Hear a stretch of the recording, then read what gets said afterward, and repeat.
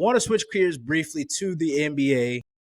Number one, shout out the LA Lakers. Shout out the Indiana Pacers. The two first teams to win their groups in the in-season tournament, which has been fantastic thus far, in my opinion. I mean, it's been great. The courts are still, when we talked about it last week, the courts are kind of ugly. Some of them look good, some of them don't, but the games have been fantastic. We've seen overtime games. We've seen clutch, LeBron versus KD. We've seen nothing but close games for the most part, aside from your Grizzlies and Wizards here and there. That shootout last night. We got 300 combined score with Atlanta Pacers. But looking at something outside of the players themselves, and one of the things that we talked about with the in-season tournament was to kind of help the NBA's popularity during, the time right now where it is college football, it is NFL, it is a lot going on, where a lot of the focus isn't around the NBA really until Christmas and then All-Star break and after.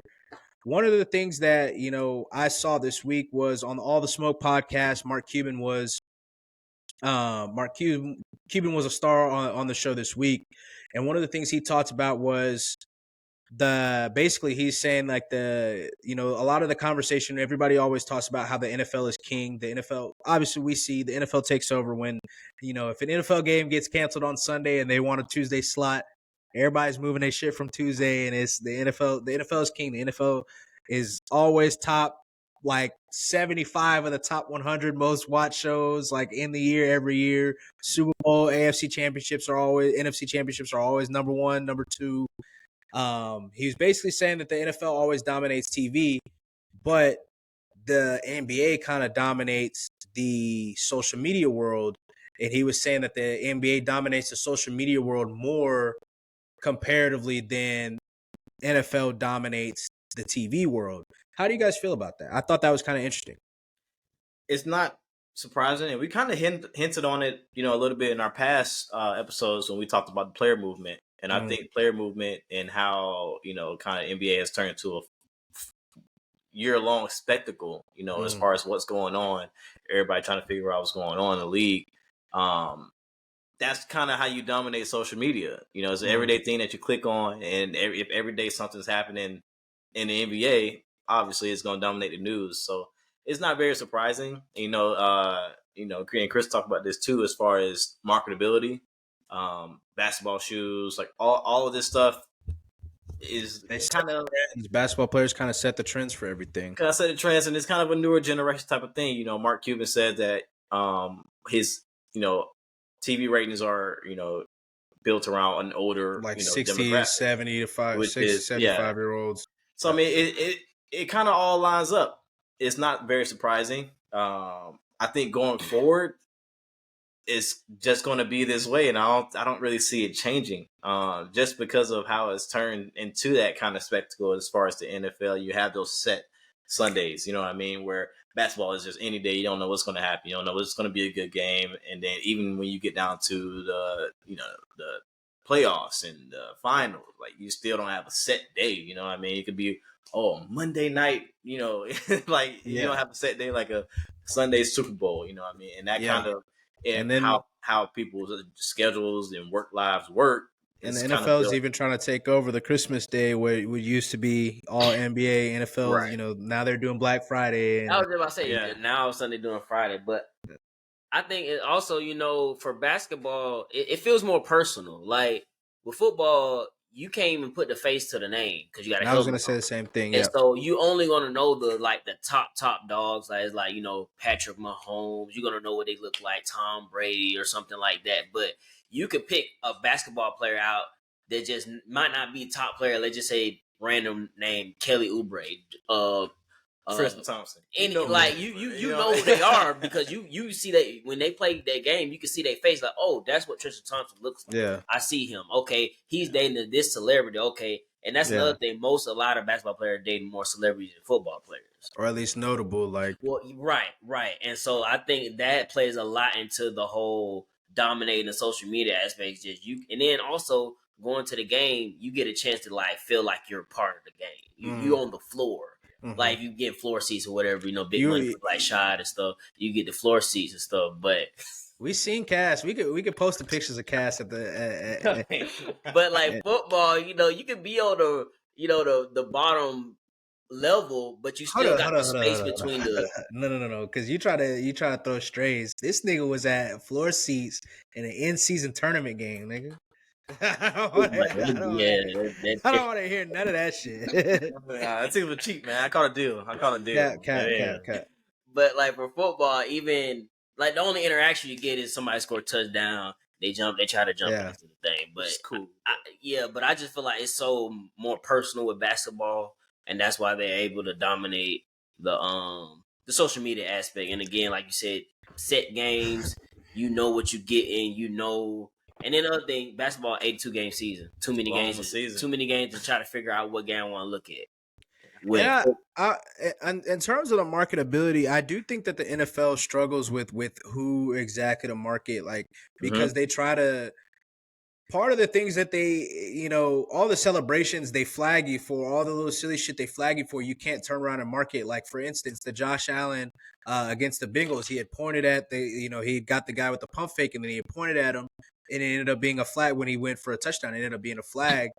And they ended up trying to market it, and then they ended up deleting it quickly off their socials because of stuff like that. They call the NFL the no fun league. And that would be something that, it would be interesting to see if they would start, because all the celebrations that they do, like some of the Tariq Hill celebrations, the peace sign, that's been outlawed. They say the dumb stuff about taunting. With the ref. Which one?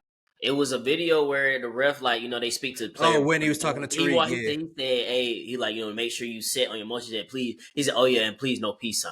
And it's like the fact that you got to go tell him don't throw a peace sign is like it's ridiculous. It just don't sound that picture that came out. Stephon Diggs when he got in front of the crowd, did a little beer, and it came out. Great ass picture that was being reposted for a lot, but then he got fined for that. He got fined for it. It's like, and even back to and they were fined for it and ridiculed. But if you think when people talk about receivers, especially people from our time, a lot of times they think back to the T.O. standing on the star in the Cowboy Stadium. They think about him pulling the Sharpie out. Yeah, he think of him pulling out the Sharpie and signing the ball.